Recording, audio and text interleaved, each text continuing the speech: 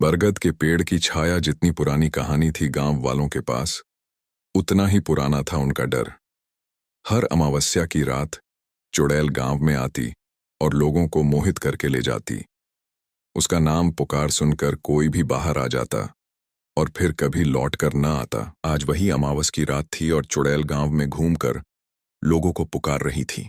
तभी मोहन चुड़ैल की बातों में आकर गेट खोल देता है और चुड़ैल मोहन को मोहित करके अपने साथ ले जाती है। रश्मि अपने पति को चुड़ैल के जाल में फंसते हुए अपने रूम की खिड़की से देख रही होती है और डर से कांप रही होती है।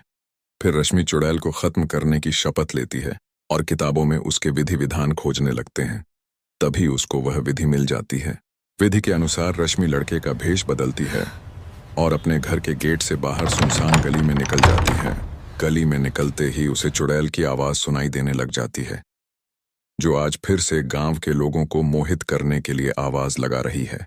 चुड़ैल रश्मि के पास आती है और लड़का समझकर उसे अपने साथ ले जाने लगती है। तभी अचानक से चुड़ैल को महसूस होता है कि यह लड़की है, तो वह चिल्लाकर करती है, तुम लड़की हो?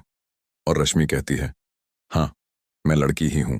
और फिर रश्मि विधि अनुसार चुड़ैल के सामने कांच कर देती है, जिससे चुड़ैल अपना चेहरा कांच में देखकर खुद ही मोहित हो जाती है और जलकर भस्म हो जाती है।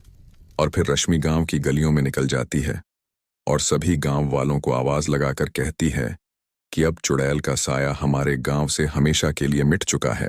और चुड़ैल ने अब तक जितने भी लोगों को मोहित करके पकड़ा था, वह सब उसके जाल से बाहर निकलकर गांव में लौट आते हैं। अमावस की रात थी और चुड़ैल गांव में घूमकर लोगों को पुकार रही थी।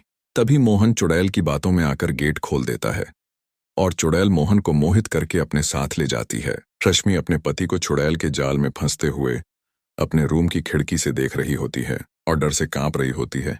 फिर रश्मि चुड़ैल को खत्म करने की शपथ लेती है और किताबों में उसके विधि विधान खोजने लगते हैं।